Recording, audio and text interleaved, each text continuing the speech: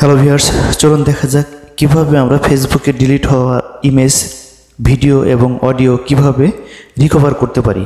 আপনার Facebook account খোলার পর থেকে যত ধরনের ইমেজ, ভিডিও বা অডিও ডিলিট করেছেন সেগুলো আপনারা রিকভার করতে পারবেন, যেটি খুবই গুরুত্বপূর্ণ। কারণ অনেক সময় আমরা অনেক পোস্ট আনফরচুনেটলি ডিলিট করে ফেলি, সেই ডিলিটকৃত সকল তথ্য আপনি ব্যাক পেতে পারেন। চলুন দেখা যাক কিভাবে সেটা আমরা করতে পারি। এর জন্য আমাদেরকে প্রথমে চলে যেতে হবে ফেসবুকে যাওয়ার পরে এখানে দেখতে পাচ্ছেন যে উপরে 3 ডট মেনুতে ক্লিক করতে হবে।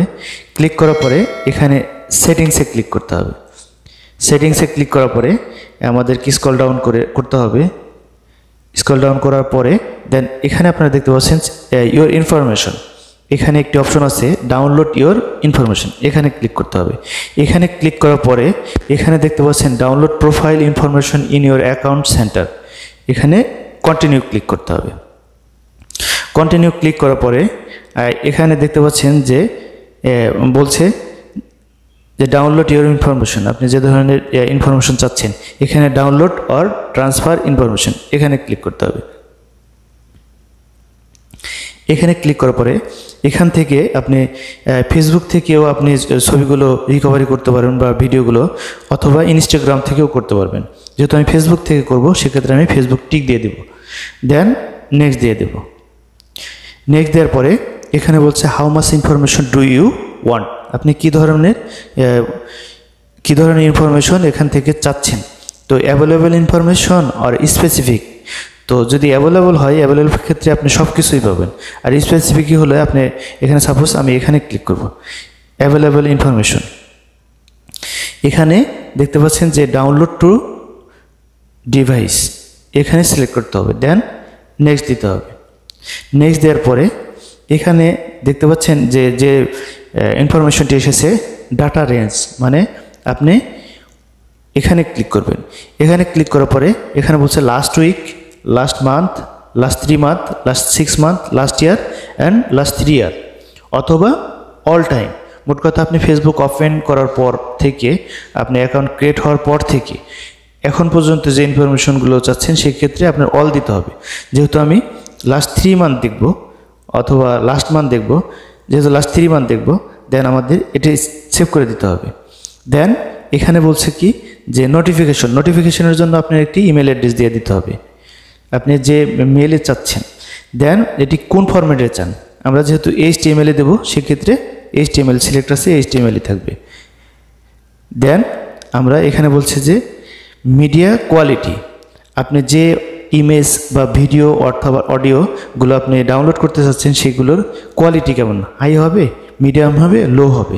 যেহেতু আমি জাস্ট আপনি দেখাচ্ছি সেক্ষেত্রে যদি আপনি হাই দেন অনেক দীর্ঘ সময় লাগবে ডাউনলোড হতে, সেক্ষেত্রে আমরা লো দিয়ে দিব।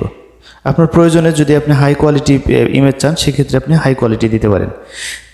দেন এখানে ক্রিয়েট এ ফাইল, এখানে অটোমেটিক্যালি একটি ক্রিয়েট এ ফাইল তৈরি হবে, যেটি আপনার ফেসবুক আপনার একটি নোটিফিকেশন দিবে। নোটিফিকেশনটি দেওয়ার পরে আপনি ওখান থেকে ইনফরমেশনগুলো কালেক্ট করতে পারবেন। এখানে দেখতে পাচ্ছেন যে 16/2/2024 থেকে 17/5/2024, মানে মোট কথা 3 মান্থে যে বিষয়গুলো ছিল সেইগুলো আমি এখান থেকে আমাকে ফাইল রেডি করে আমাকে একটি ইনফরমেশন দিবে। দেন সেখান থেকে আমি আমার ইনফরমেশনগুলো ডাউনলোড দিয়ে আমার ডিভাইসে নিয়ে নিতে পারবো।